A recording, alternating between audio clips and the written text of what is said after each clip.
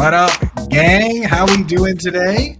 Howard Bender not here with us today. Unfortunately, Tommy DeVito has fired his agent today, and Howard just couldn't take it. Too sad. One of his favorite characters in the NFL, no longer around. Sean Stiletto is out. So I love.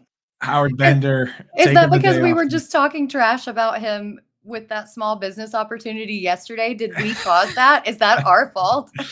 Maybe. I think a lot of people were talking trash about that small business opportunity. I mean, and the thing is, he fired his agent. Tommy DeVito did. He made good on it by going over unpaid, hanging out, drinking some egg cream. Have you ever heard of that?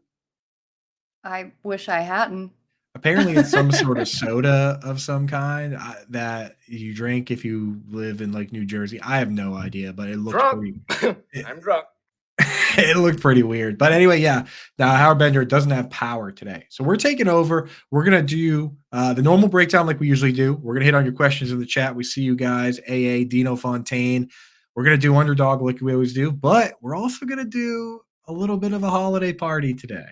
We're going to find our favorite NFL players and invite them to a holiday party based on what famous holiday characters they might fit into. So I hope you guys are feeling festive today. I'll keep these lights on this one because I know in the past the blinking has been a problem for certain people. But yeah, we're hanging out. Thank you guys for joining us. Britt Flynn at my side today for Howard Bender. Britt, how you doing today? I'm good. I'm so good. I don't know if you guys saw on Twitter last night, but my husband surprised me with an early Christmas present, a Johnny Cash Black Ibanez acoustic electric guitar. My fingers hurt like hell because I could not put that thing down. But yeah, I'm really great. And you know, if I'm here, that it has to be a party, right? Dude. Like, I don't make an appearance for nothing. It's a party if I show up.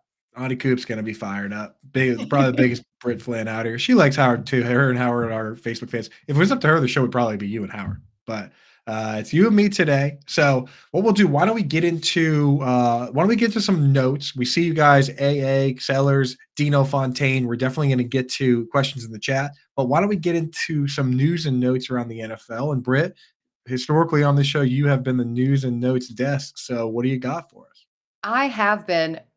But admittedly, I hate to bring this up because this is the person that I least want to talk about, but we have to talk about it.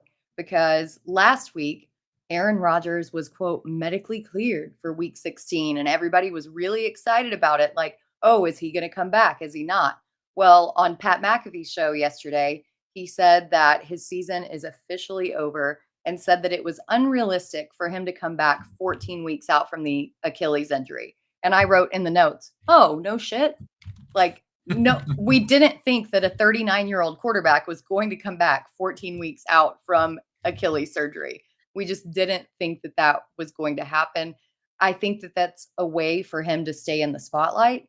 But also he wants to continue this narrative and says he also doesn't think that next season is going to be his last. So we're going to continue to get all the Aaron Rodgers drama, much to the chagrin of myself. Yeah, so he said all that on the Pat McAfee show, and then today I see that they actually activated him to the active roster for some reason. So he says he can't play right now, and then he still goes out and has them activate him. I mean, it might not mean much to us, and maybe in the grand scheme of things, it doesn't mean a whole lot, but that means that one player that was going to be on the active roster is going to got bumped from the roster, right? From the 53-man roster. So just so this guy can hang out in pads and not play, most likely. So I don't know, man. That's bugging me, dude. It really does bug me. It's so annoying because you know that he's not going to play. I feel like if the Jets were in playoff contention, that they would have gone. And maybe if he was, medically cleared like he supposedly is, if they were in playoff contention, that he would. But this is a huge quitter mentality. Like, oh, we're out of the playoffs. Like, I just don't really care. Don't really want to go out there and like do the thing. I'm just going to sit up. But you guys got to keep me because of all those compensation and compensatory picks that you got from the trade. So that's why you're on the active roster. It's just a master of manipulation. And I really honestly cannot stand it. Yeah, with that competitive stuff, I do worry about it. Not just with this team, but some teams I look around at teams that like have already been eliminated from the playoffs, and there's certain players, like certain personality types, where I worry a little bit about how high their compete level is going to be. Right? You look at especially a guy like, for instance, the Tennessee Titans have now been eliminated. Their quarterback Will Levis suffered high ankle sprain. Who knows going to be quarterback? But like a guy like DeAndre Hopkins, like I just don't know how I can trust a guy like that to come out and give it 110% in a game that doesn't matter with a backup quarterback. So we'll talk about some of that today. What else you got for notes floating around in the NFL news sphere? Well, I just also want to say I feel like with the transfer portal, in relation to that competitive nature, Yeah, we're that's getting getting wild. getting a lot more indication of, do you love playing football because you love playing football, or do you love playing because you love to win? Obviously, everyone loves to win, but what is your pure motivation? And with the transfer portal, we're seeing a lot more of that. But anyway, this I isn't a do. college football show. Well, still though, I want to we talk all football on here. And again, folks in the chat, definitely get your questions in. We see you, Grumpy Sports. We see you, Dino. We're going to get to those for sure. We just want to hit on some notes real quick at the top of the show, like we usually do. Get the housekeeping out of the way and get right into it. And again, for those just jumping in, no Howard Bender today, no power over at his neck of the woods. So he's able to do some Discord stuff, do some of that stuff from his phone. But yeah, no show today. We got Britt Flynn with us though, so a special treat. And we're going to do a little holiday show, a little holiday segment coming up in a little bit. But yeah, so I don't know. With the transfer portal stuff, and again, it's starting to turn into this thing where they're going to have to make a decision on expanding the playoff or not, because right now they're clinging to the idea that bowl games are meaningful outside of the playoff. If you expand the playoff, you run the risk of really eliminating all the meaning from all the other games, right? So Yep. I don't know. I don't know what direction you think they should go with that. Well, but on the flip side, so I don't know if you guys know this, but I do some of the college projections for Yeah. Fantasy Alarm. I do Pac-12 and SEC. A lot of these teams who have been eliminated from the playoffs, specifically Oregon and Georgia, everybody's transferring. Everybody's opting Right. out. This is not a meaningful game, even though it's a New Year's Eve, New Year's Day bowl game. Like, it's not meaningful for them. They're all trying to get out, all trying to figure out what they're doing.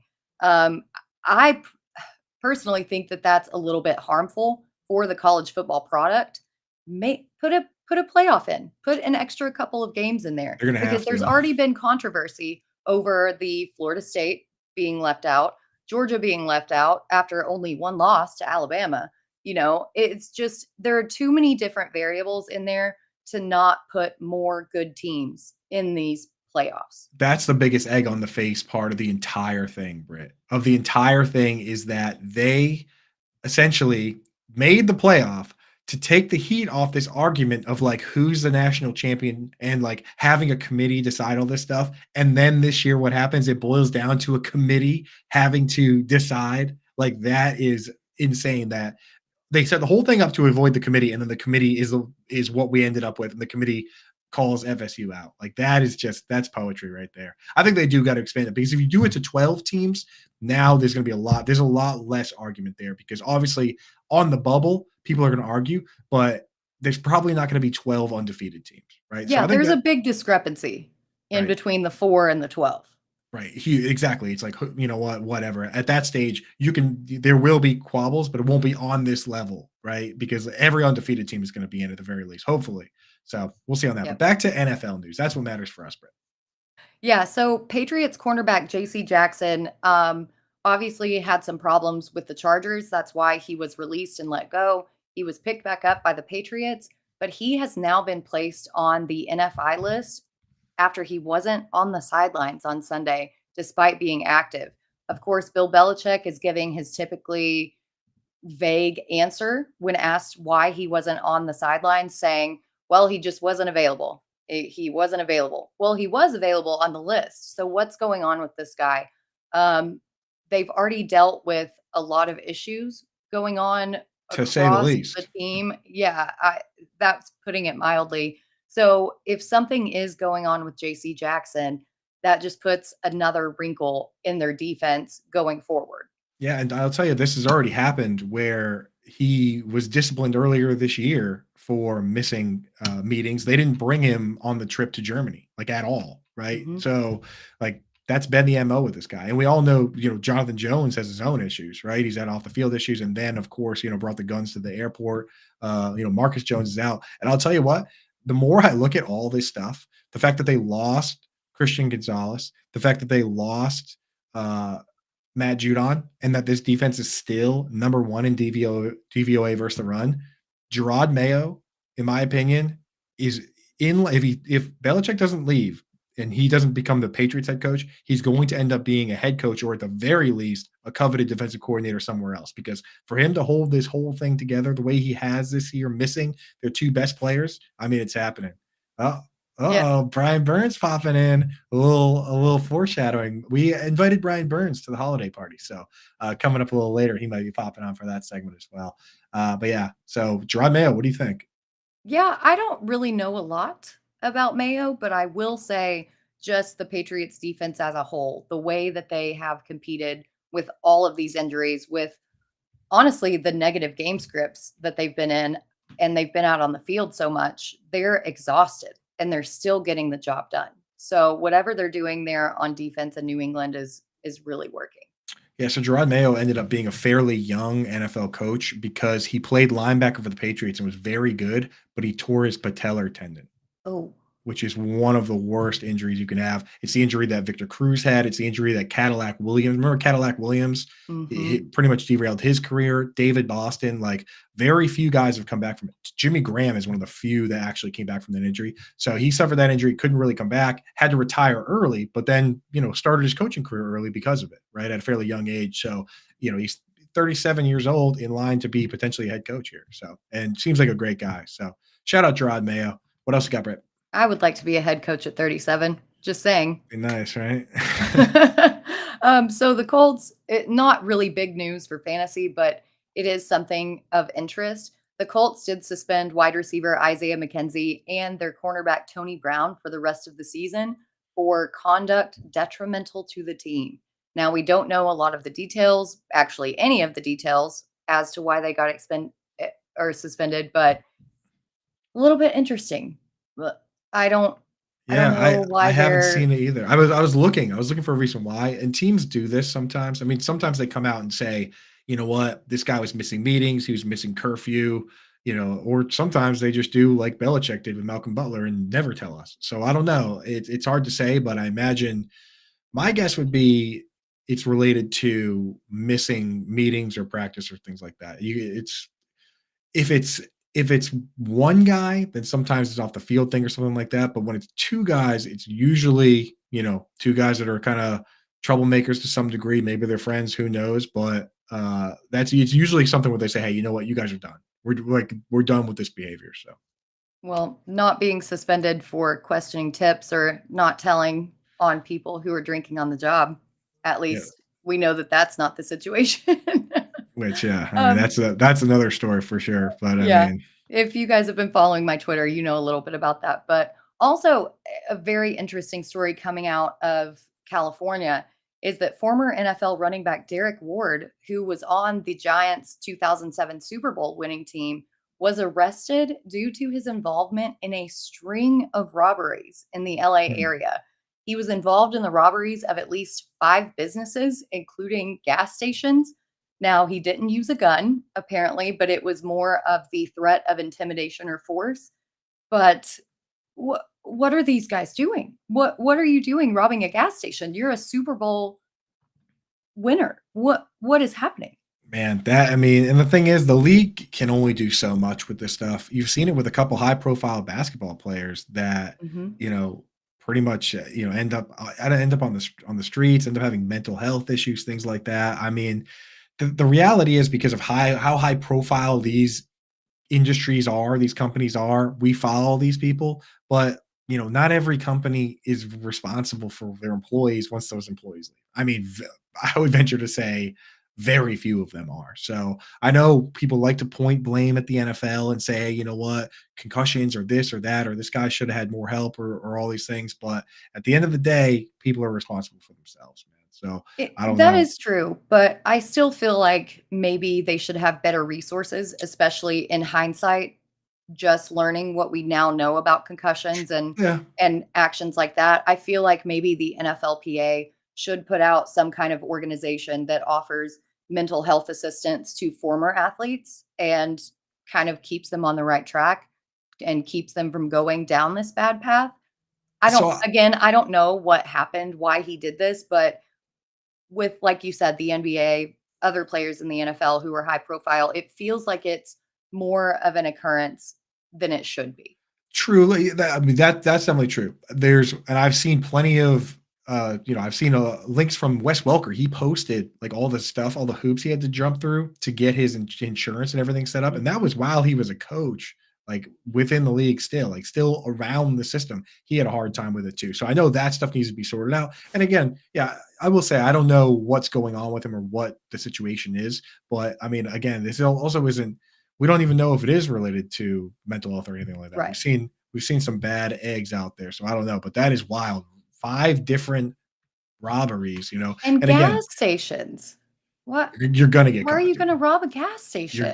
You're gonna get caught. Yeah, here you go. Yeah, it's like that's You one didn't where use a gun, Burns. yeah, but if you slide a note though, that's the same thing. Or where Yeah, you just stand there looking tough. I mean, he is a former NFL player. But yeah, right. I mean, you hate to see that. So, yeah. Well, we'll move on from that. Just a couple other quick notes here.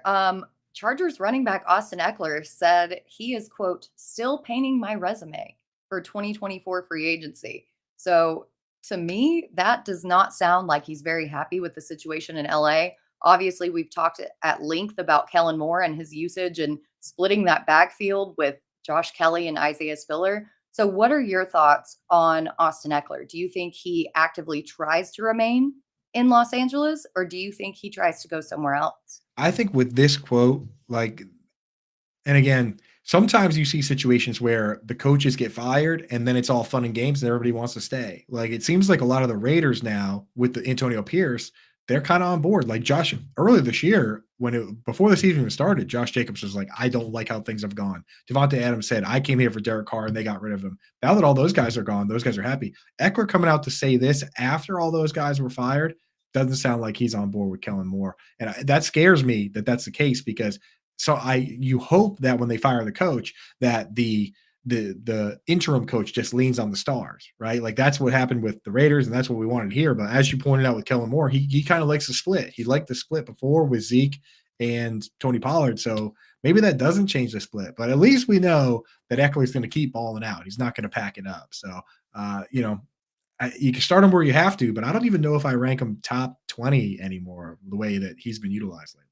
Yeah, absolutely. And he has a tough matchup next week as well. So, not great. Congrats to Ryan in the chat. Congrats, dude. SFB 14. We're already doing SFB 14. Let's go. Shout out. And I'll tell you what, I've been nothing in stone yet, but I've been talking to some of the I've been talking to Scott Fish, and I've been talking to some of the mods over at Reddit, and we're going to try and bring a little contest to Reddit. So if you're not part of that community, I know Fantasy Alarm, we give you guys a ton of chances to get in, but I'm definitely going to make sure all the Fantasy Alarm members, everybody knows what the detail is with these Reddit contests that we're hopefully going to be running to try and bring charity to more people and bring more people to the Scott Fish Bowl. So I'll give you guys the detail on that when that's up. I'm sure I'll write an article or two on that. So, but yeah, Scott Fish Bowl, man, a lot of fun. I had the privilege of going to do the shopping trip in Boston with Bob Gilchrist and No. yeah. So I didn't send you pictures on that. I tweeted it. No. I retweeted a video on that. Yeah, I got to go with Bob Gilchrist and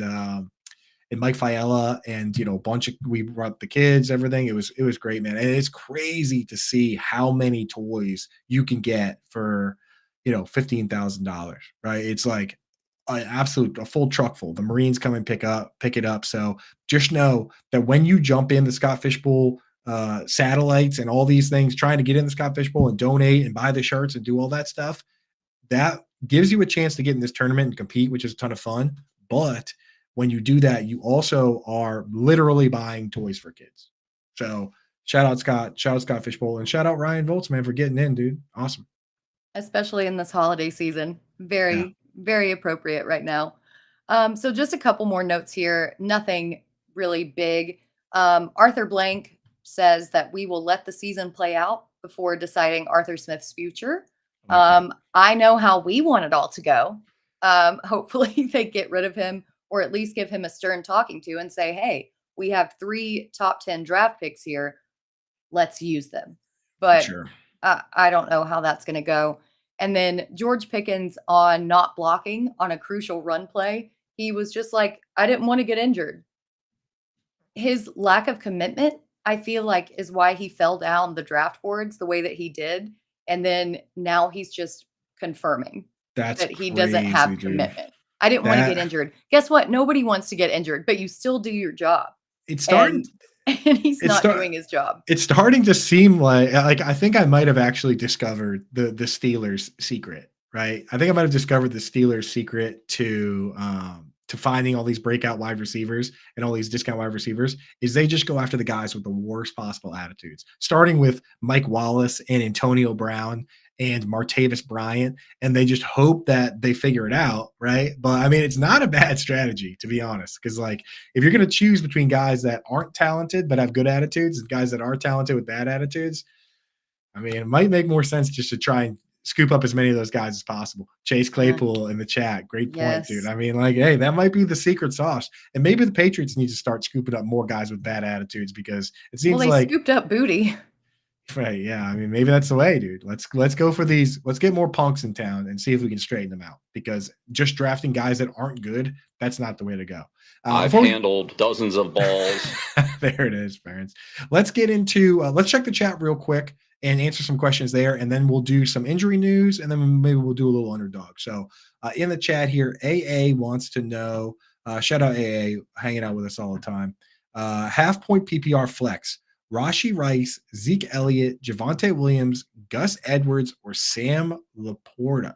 So his starting lineup must be loaded if that's a flex decision. So I don't know. I'll tell you one right off the bat. I'm going to rule out Gus Edwards and honestly probably also Javonte Williams against the Patriots. I don't think that's a good matchup. So I will now hand it off to you to make the difficult decision of Rashi Rice, Zeke, or Laporta. Right. Yeah, I'm looking. I haven't done my matchup previews yet. I've been working on them, but I haven't gotten all the way through. Yeah, it's good matchup for Zeke, good matchup for Rashi Rice, and Laporta is kind of like middle of the pack. I think you have to go Rice here, to be honest, just based on the target volume that he's seeing and his ability to get yards after the catch. He is emerging as that wide receiver 1 in that offense, but man, it's really hard to bench Sammy Laporta. It's hard to bench Zeke too, to be honest. I mean, the thing with Sam Laporta is when you go through, like he is better in standard and half PPR, but he doesn't have a lot of like big yardage games, you know. And the 3 touchdown game this week really papers over the 2 bad games against the Bears, where he only had like 20 yards, 18 yards, and some of these other games where he only has like 40 yards. This is the problem we run into with the flex, and I have a hard time correcting people on it. People always think I'm going to answer with the tight ends because I'm the tight end guy. You know what I mean? But the reality is a lot of the support we have for these guys is based on positional scarcity, where when Trey McBride gets 10 targets and 100 yards, we go crazy. But if Rashi Rice gets 100 yards, we're just like pretty good. It's like, meh, that's expected. Exactly. And when, Pat Freiermuth gets 120 yards, we're like, wow. But, 2 wide receivers last week at 140 yards. So unless it's tight end premium, I honestly usually skew towards running backs and wide receivers. So I think personally, it's hard to go away from Rashi Rice in the matchup he has, but I wouldn't mind Zeke either. I think it's going to be Rashi though. Mm-hmm. Yep, agreed. Which 2 would you start for the Dino Fontaine? PPR Higgins, McLaurin, Waddle, Achane, Palmer, Pollard. I'll tell you right now, McLaurin having the breakout game last week has you fired up, but I'm not going to start him against the Jets. No, it's a red herring. Has everybody scared. Right. So I'm not going to be like a Curtis Samuel, Logan Thomas game because the perimeter receivers against the Jets typically do not do well at all. And if Al ends up getting benched again, like Ron Rivera just decided, like, I'm going to protect him and take him out, which nearly screwed me in a bunch of fantasy playoffs, by the way. Thank you, Ron Rivera. Then we can't even count on him there. So I think Higgins definitely, with Jamar Chase already being ruled out. Am I crazy for wanting to go Waddle and Palmer? I'm sorry, Waddle and Pollard. I'm not going to start Palmer. So Palmer's out. Yeah, Palmer's out.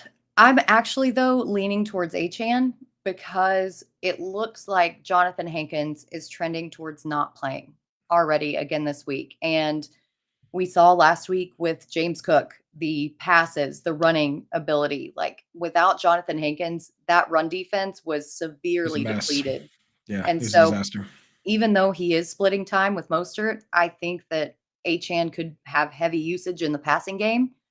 And so I'm kind of leaning Achan. You're gonna have Higgins and Jalen. Achan. You're gonna have Jalen Waddle and Tony Pollard on the bench. I don't know. If Tyreek I Hill does not play, then we have to move up Waddle. But if Hill does play, it's too early in the week to answer these questions. Right. It is early in the week. Yeah. Come back to us with that, Dino. But I think I'm with Britt, man. You got to start Higgins with no chase, and Achan's got crazy upside. But come back to us with that one in ideally tomorrow. We'll be around for that one. Let's see. Thank you, McLaurin over Achan call last week. Yes, we were on McLaurin last week. The thing is, some of these guys you have to be very specific with the matchups, especially this year where like the matchups are so drastically. It's I feel been like this wild. huge. Like the Jets are just so good. This team, just imagine how good this team would be if Aaron Rodgers was MVP caliber Aaron Rodgers, or even just like top 12 QB quality. I mean, Yep. it is sad that the way it panned out this way. What up, sellers? What's happening, man? Full PPR, Drake London or Noah Brown? So Noah Brown didn't practice today. We don't yet know if that is because of a veteran rest day or because it's still that lingering issue. Um, Honestly, I'm leaning Noah Brown because I feel like he's been more consistent, even with Case Keenum, who CJ Stroud's probably not going to start this week. He's not trending towards playing. It was a pretty severe concussion, but he still produced with Case Keenum under center. With Drake London, it has been so hit or miss. And especially with this controversy going on in Atlanta's coaching staff room and Arthur Smith and the usage and this and that, I don't really trust any part of that offense. Yep, I'm with you on that. Dino Fontaine, Eagles D or Miami D? I got to go Eagles here. I'm not going to start Miami against the Cowboys. You're not going to get the Cowboys team you got last week. And the over-under on that game is 51.5, and the spread's 1.5 points, which tells us that Vegas doesn't think it's going to be like it was last week. So got to go that way. Need a call on a defense this week. Beware, the list is long. Bears at Cardinals, Houston versus Cleveland, Ravens at San Fran, Packers at Carolina, or Seahawks at Tennessee. Ooh. I'm You not know, going to start the Texans against the Bears. I'm not going to start the Texans against the mm-mm. Browns. Not right now. And I think that I'm ruling out the Ravens as well, just because of all the weapons on San Francisco. You honestly, Seahawks at Tennessee may be your best move. If Will Levis isn't able to go and they start Malik Willis, that could be your move. They did intercept Jalen Hurts twice, and that was without Devin Witherspoon and Jamal Adams in their lineup. If those Yeah. guys are back, I think it's going to be even better. Honestly, in one of my leagues where defenses don't have big negative points for letting up points, like if you don't have like, some leagues, it's like if you let up 30 points, it's like -10. Like defenses can kill you. In one of my leagues, like you have to let up like 50 points and it's still like -4. Like there's not huge penalties. In that league, Seattle's ranked pretty high. So I'm actually not crazy low on Seattle if that's the case. Of this group, the one I have ranked the highest in my rankings is actually Chicago against Mhm. the Cardinals. So it's either Chicago or Seattle for me. Good morning. We see Ryan. Got Twitch gang in the house, baby. What's going on? Thoughts on I the didn't bring my Steelers? glasses. You're all right, dude. You got your Santa suit. Thoughts on the Steelers next few weeks? I mean, what's there to think about, man? Mason Rudolph is Mason Rudolph. In my opinion, the upside it doesn't go drastically high, but the floor goes lower. And the big problem is that there's not like there's no like with Mac Jones, you could at least say, oh, they could bench him for Bailey Zappi. They're going to bench him for Mitch Trubisky. Is that what it is? Unless Kenny Pickett comes back, the Steelers are very difficult, and which stinks because Pat Freiermuth has a great matchup. One where last time they played, he caught 9 for 120, but that was with Kenny Pickett, and we just really can't trust that guy. So, yeah, I'm not feeling great about the Steelers. And everybody thought that Matt Canada was the problem. They were scoring 16, 17, points in those matchups. Since firing Matt Canada, they are only averaging 14.1 points per Matt, game. It's actually lower than what it was with Matt Canada. Matt Canada will pick up another job in college where his place calling style, the gimmicky and crazy stuff, really thrives. So I think Matt Canada. I thought this was America. That's right, dude. He'll pick up a job in Canada. Stroud out. Do I start Carr, Flacco, or Jake Browning? So this week, I really like Jake Browning. I was hesitant on him up until last week because I hadn't really seen a lot out of him. Now, I will say with Jamar Chase out, it may rule him down a little bit. Flacco was my second.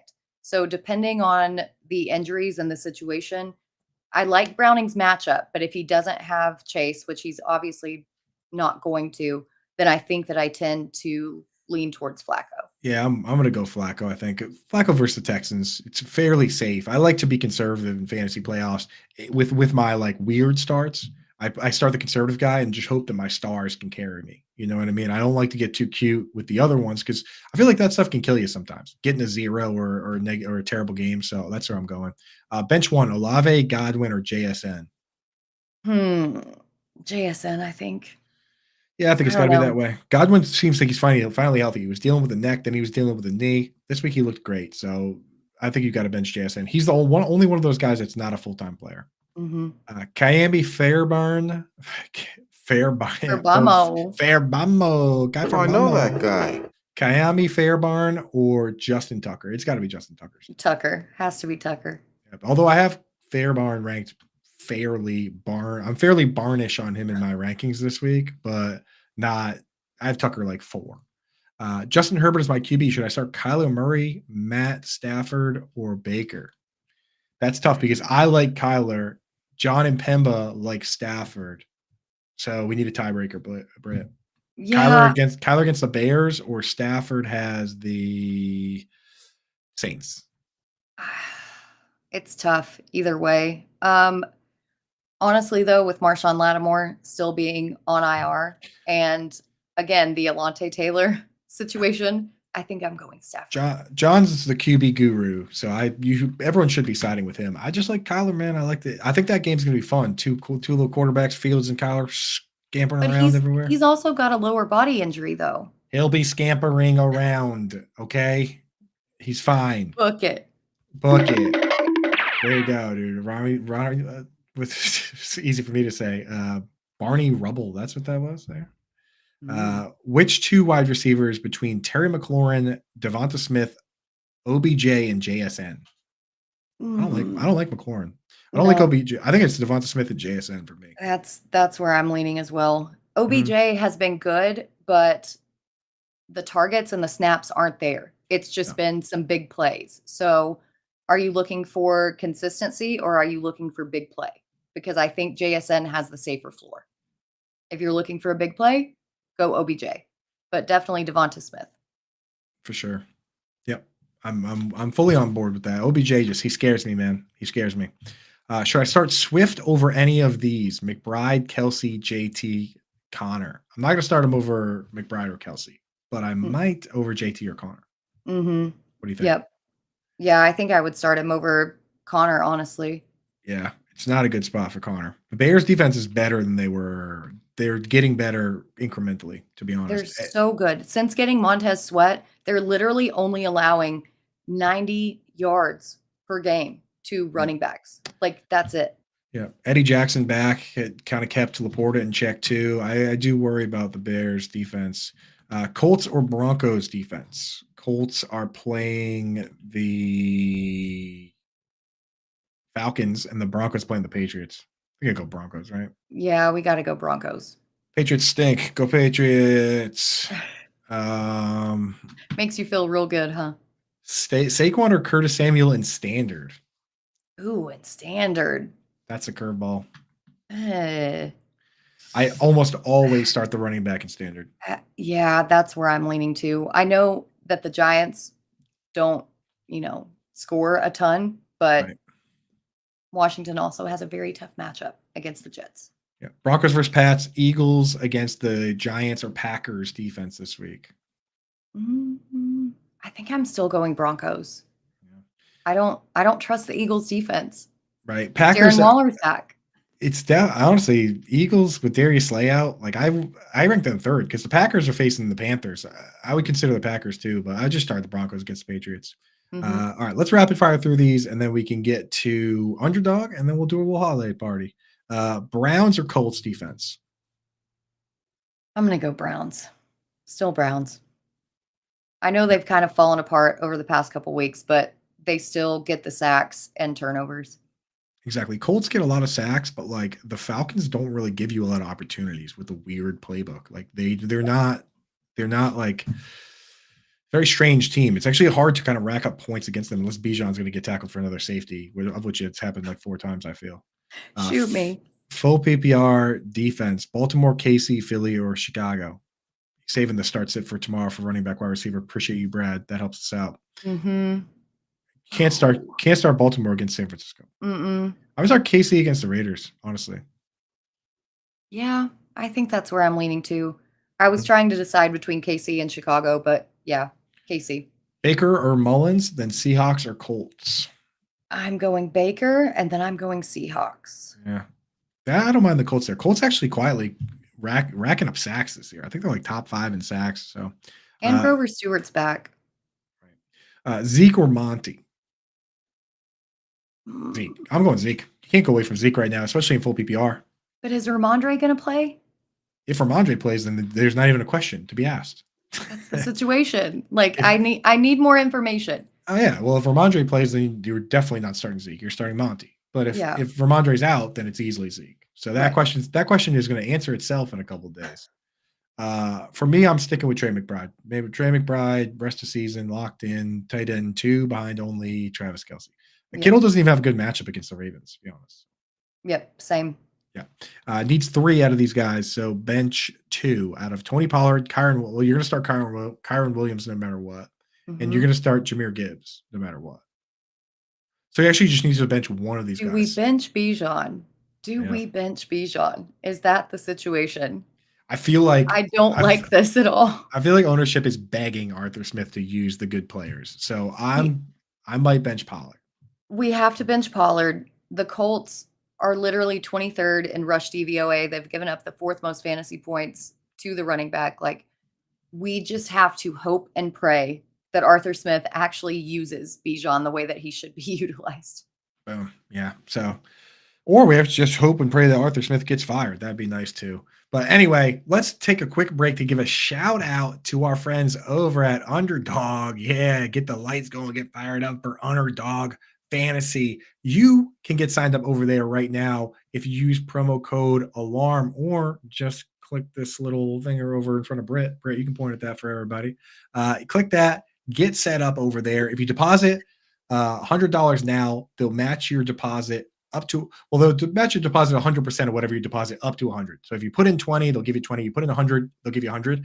Honestly, you're going to use it anyway, because even if you don't use it for the pick'em contests that are going on now, you're going to do it for best ball when you do the Fantasy Alarm best ball drafts with us and all that stuff. So, I mean, take advantage of it while you can. They don't always have that stuff going. So get in there, get going. They've yet to give us the featured play for this week, unless you've seen one, Britt. Have you seen anything on there? Yeah, they usually give you for Thursday, they'll give you a little discount, right? We've already given a couple plays for Thursday. I'll give mine for this weekend. Again, I like to do a Thursday play and then I do a weekend play. So I've given you a couple weekend picks. I'm going to give you a Thursday pick tomorrow. I think, Britt, you've got a Thursday one going on today. But mine for this weekend is Dalton Kincaid, set at 30.5 receiving yards. That's right. There it is. That's my boy.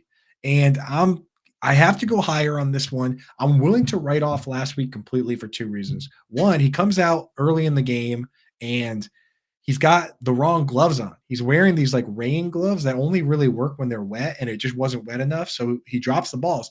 They show him on the broadcast switching gloves, and by that time, the game was out of hand. They didn't really throw much from that point on. In fact, they only threw 15 total times. Dalton Kincaid, people say, oh, he only got 2 targets. Stephon Diggs only got 4 targets, right? Like, so this game script this week is totally different. They're playing one of the worst defenses versus the tight ends. I think he easily surpasses that 30.5 yards, and I'm willing to start in my real leagues. So let me get the higher on Mr. Dalton Kincaid. What do you got, Brett? Yep, I'm with that. I am going to stick with a player from Thursday night, and that is Cooper Kupp. 6 receptions. I have to go higher than this.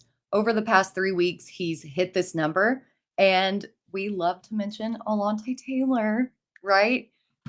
Playing out of the slot, giving up a ton of catches. Cooper Kupp plays a ton of snaps out of the slot, even when he does go out wide. I absolutely love this match for Cooper Kupp. He's not the only receiver in this offense anymore. They have to worry about Puka Nacua. Recently, they've had to worry about Demarcus Robinson. So he's not going to draw all the coverage that he was drawing early on in the season. I love for him to have higher than 6 receptions. Oh, yeah. Get it in there. And I'm going to give you guys one tomorrow. So we'll get a whole Thursday one set up for tomorrow. Britt's pick Cooper Kupp. Howard's going to have a pick tomorrow. I'll have a pick. So get in there. Get set up with promo code ALARM over at Underdog right now if you're not set up yet. If you're a first-time subscriber, they'll give you $100, up to 100 if you deposit 100. If you want to put in 20, they'll match you up to 20. So get set up now. Play the pick'em games, which are a lot of fun, and go fantasy learn. All right. So let's go, baby. Yeah, I think now, Britt, you know what? Might be time for our holiday party. What do you say? Is it time for the party? I think I'm so ready for the party. It's time for the party. Burns, are you ready to party yet? Or are you still getting ready for party time? Burns is going to be fashionably late to the party. Burns is going to be fashionably late to the party. Give me 1 minute. There he is. Producer Brian Burns, still getting ready for the party. Here's what we're doing for holiday party, folks. And I would love to hear from you guys in the chat to see who you would invite to the holiday party. But what we're doing here is we're taking NFL players and relating them to anyone holiday related, any characters, movies, whatever that you can think of that you think would be a good fit for them. Here, I'll give you the first example. I'll go first. I'm inviting Jimmy Graham, aka the ghost of Christmas past. Jimmy Graham coming out of nowhere, coming out of retirement, which is what I thought, to go sign with his old team, the Saints, even without Sean Payton there. He has 6 receptions this year. 6. 4 touchdowns, dude. So Jimmy Graham showing up to the party, jingle jangling with the chains, the ghost of Christmas past, haunting Taysom Hill owners who just got 5 yards from him this week, haunting Juwan Johnson owners, Foster Moreau, Jimmy Graham, dude.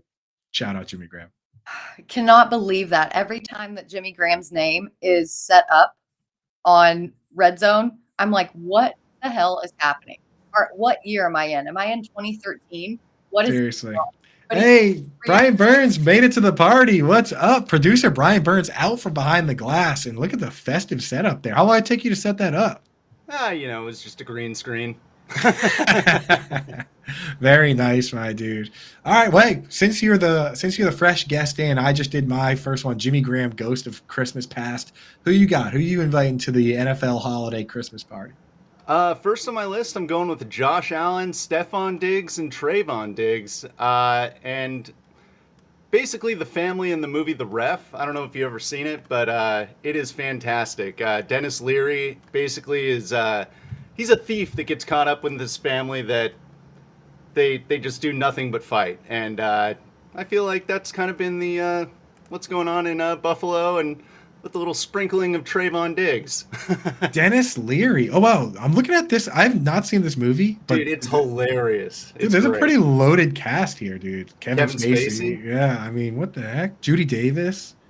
That's interesting, man. So have you seen that one, Britt, The Ref? I haven't. I don't watch movies. Y'all know that I don't watch movies. I don't know that, and I don't like you as much now. That's what I'm saying, dude. What the heck? You gotta listen. I grew up on a farm. We had satellite. We had one little convenience store that had maybe 20 VHS tapes.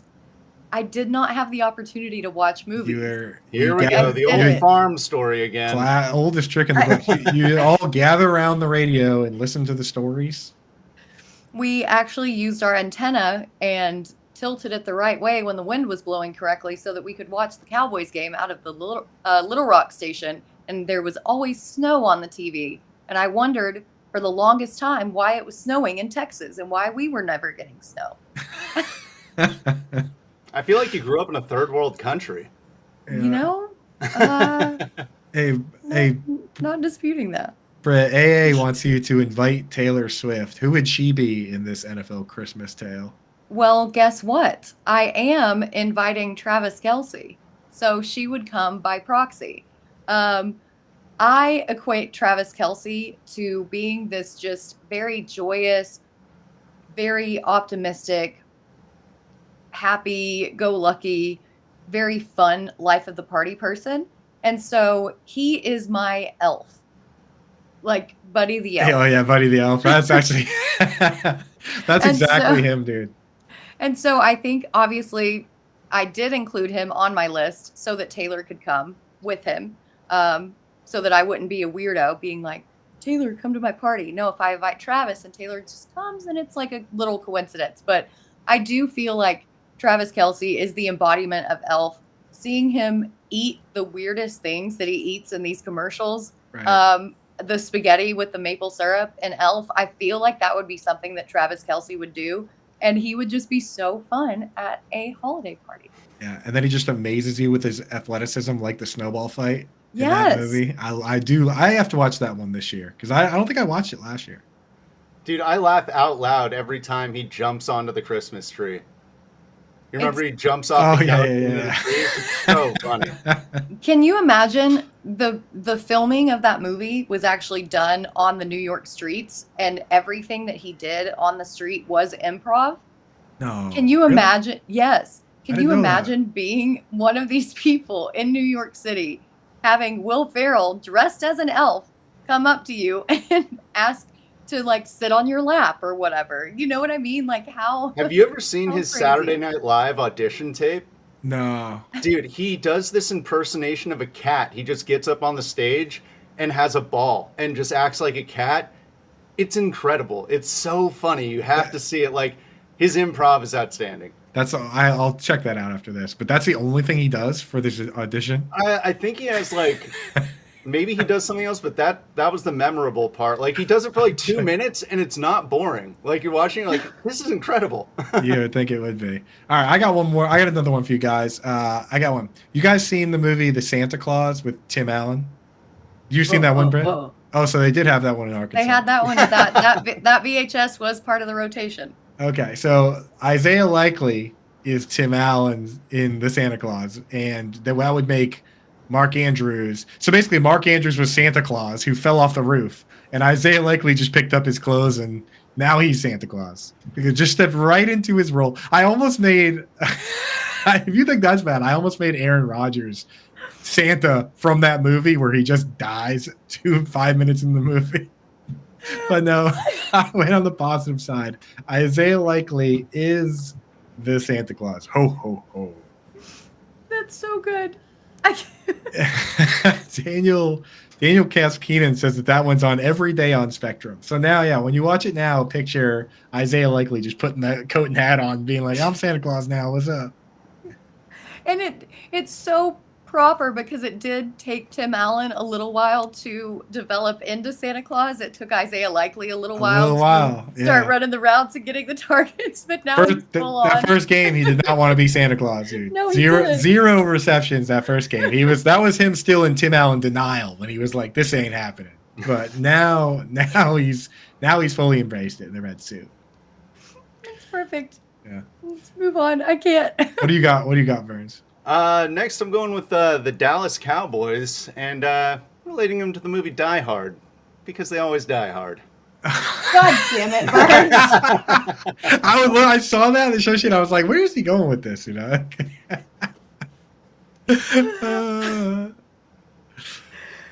I can't because it's so accurate. Because it is accurate. And then we always argue, is Die Hard a Christmas movie? 100%. Or are the Cowboys a playoff team? Absolutely It's the is. same argument that we have at the same time every single season. Okay, right now on Rotten Tomatoes, they have a top 150 list of Christmas movies. Take a look at it because there are like 15 to 20 movies on there that I was like, I don't know if that's a Christmas movie. Yeah. I was looking at the same list because I was like, oh, Christmas movies, let's check it out. There's a few on there. Batman Returns is on there. Yeah. In what world? There is Christmas within the movie, but it's not like Die Hard where it's like a Christmas movie. Come on now. I mean, I've heard arguments for both sides, but the biggest argument in favor isn't that Christmas is integral to the plot, which I think it is. People say, right, like that you could switch it out for Thanksgiving, right? I think the number one argument is that there are like 7 Christmas songs in the movie. That's a good argument. And here's the thing, my buddy, he's got a couple of toddlers, little girls, and they actually got a Christmas book, like a die-hard Christmas book for kids. Like they make those. So there you go. It's official. I gotta get myself a Batman Returns Christmas book. No, it's not a Christmas movie. According to the internet, it is. Yeah. Because the internet's never wrong. It's never been wrong. All right, Britt, what do you got? Who are you inviting to the party next? Oh man. So I'm just going to invite the entire Giants wide receiving core because I've been talking about them since the season started, about them being the island of misfit toys. and you can go back, it's on record on Fantasy Alarm in my articles. I've literally called their receiving core the island of misfit toys, and they 100% are. From week to week, we don't know. We can even include Tommy DeVito in there. Like, what is he doing here? From week to week, we never know what we're going to get out of that receiving game. It's just a kind of bunch of guys sprinkled in here. At one point, I called it the elephant graveyard for slot receivers. Right. And it feels very just piecemeal and mix and match. And I feel like the island of misfit toys is the perfect analogy for the Giants wide receiver room. It's so many of them that play every single week, right? Like Jalen, this past week, here's who got snaps. And obviously Jamison Crowder was getting them early on. He's gone. But Darius Slayton, Wan'Dale Robinson, Jalen Hyatt, Isaiah Hodgins, Sterling Shepard, also a couple snaps for Gunnar Olszewski, which until this moment I did not even know was on the Giants. So, yeah, the island of misfit toys. All right, let me see. I have another one. Have you guys seen? And again, I'm talking to Burns here because you probably haven't seen it, but have you seen the movie Klaus? No. Wait, the cartoon? Yeah, on Netflix. I have seen it. I love that movie. Burns. This is I'm not kidding. Is this new? It's new. It's on Netflix. And I'm not kidding you when I say this is my number one favorite Christmas movie. And I've seen them all. Except the ref. And Dennis Leary's a Boston guy, so you'd think I might have snuck in on that one. Let's go, dude. That's your assignment. Watch Klaus. This movie's amazing. Amazing. Well, give me a premise. What goes on? Just is it a kids movie? I'll give you the quick premise, and I'll do it in the guise of what I'm talking about here. So the main character, Jesper Johansson, who in this story is Kyle Pitts, his father is the head of the post office, and he's kind of like a spoiled brat. So his father, he thinks he's just going to take over the post office. His father sends him up to this far off island called Smeerensburg, which pictures Svalbard, the island Svalbard, or like, way up in Greenland or whatever. And he has to collect letters, a ton of letters. He has to set up a post office there, collect letters, and send them back. So that's it. That's the premise of the movie, and you can kind of surmise what happens from that point on. But Kyle Pitts has been Jesper Johansson this year, sent up to exile in Smeerensburg, where he has not played many. He's been playing like half the snaps. He hasn't gotten good usage. But as of late, towards the end of this story, he's now running 90% of the routes in back-to-back games. Obviously, it was a washout this week, but back-to-back games, now all of a sudden the mysterious character shows up, Taylor Heineke, to potentially boost that passing game. Maybe Kyle Pitts will have a happy ending. And I don't want to spoil Klaus for you, but like many kids' movies that are about Christmas, I can say that the ending may be potentially happy. So have tissues. Have your tissues ready. Everybody out there, go check out Klaus. Have you guys not seen Klaus? And Chris Sellers kind of is Klaus. He's kind of Sellers is saying that he's the mailman. I don't know. Yeah. So you've got a little bit of Klaus in you. You got a little bit of Jesper Johansson in you. You got both of them. A little bit of both. Yeah. He's a Gemini. Yeah, absolutely. So Burns, definitely check that out. Do you have another one for us before we jump off here? Yeah, I'm gonna invite the Raiders, and they're the movie the night before, because every year at the end of the season I have to do all the drugs in that movie to get over the season. Dude, so what is the night before? I've never Dude, seen it's that. with Seth Seth Rogen movie. Rogen and all those guys. They just do a ton Oh. of drugs on like Christmas Eve. It's great. Oh, that sounds awesome, dude. All right, I will check that one out too. Dude, Yeah. His wife basically is like, hey, go out, get crazy, and gives him like a little box, and it's got like every drug you could possibly want. oh, Nathan It's pretty Fielder's in funny. that. I love It's Nathan really funny. Fielder. Miley Cyrus, dude, this movie's loaded. What does Michael Shannon do in this movie? I don't know who that is. He's like the most serious actor ever. He always plays some like hardo cop. Maybe he's got Tracy Morgan. Dude, what is this list of people in this movie? It's a great movie. You should All right. watch. Dude, you and me got to each make a list of movies for each other to watch, Burns, because I haven't seen any of your movies. You haven't seen mine. Yeah, let's do it. I think. Have y'all seen Violent Night? Not yet, but I feel like it's a ripoff of Fat Man. No, it's so good. It's so great. I've Is heard this a it's scary good. And movie? so- No, it's No. basically like an action movie based around Christmas, but like a shoot 'em up, right? yeah, pretty much. Oh, And- David Harbour's in it? Yes. Look And up so- Fat Man too, though. John- Mel Gibson does the same movie like 2 years earlier. John Leguizamo's in it? Yeah, it's pretty great. It's definitely hilarious. So Okay. I had to add that to the list just so I could put my Arkansas bias on here and include Steve Atwater at the party because that dude was violent as He hell. was violent, dude. There are some clips of him just destroying people. Yeah, Yeah. Dude, this movie got good reviews. I'm surprised, dude. Violent Night on Rotten Tomatoes, 88 from audience, 73 from critics. I'm telling you, it's great. You need to watch it. So now I got a whole list of movies to watch. I guess that wraps our Christmas party here. Burns, thank you for jumping out from behind the glass where we normally keep you. Britt, thank you for popping on, filling in for Howard Bender. And everybody in the chat, thank you for hanging out with us. Hopefully, we're able to answer most of your questions there. If not, get them into the Discord. That's where all our guys are hanging out. Tomorrow, depending on what goes on with the electricity over there, should have Howard Bender back to your regularly scheduled programming. I'll be doing that show. I'll be doing a show, obviously, right before Thursday Night Football with John and Pemba answering all your questions. Britt, tell the people what you got coming up, and then we'll get out of here. Yeah, matchup previews come out on Thursday, which is tomorrow, I guess. I'm losing track of days of the week because it is the holiday season. Have Brit's Blitz on Friday. My sleeper picks articles come out tomorrow and on Sunday. Also, the Start Sit show with myself and John and Pimba. Awesome. There you go. All right, folks. We'll catch ya. Good luck this week. Adios, turd nuggets.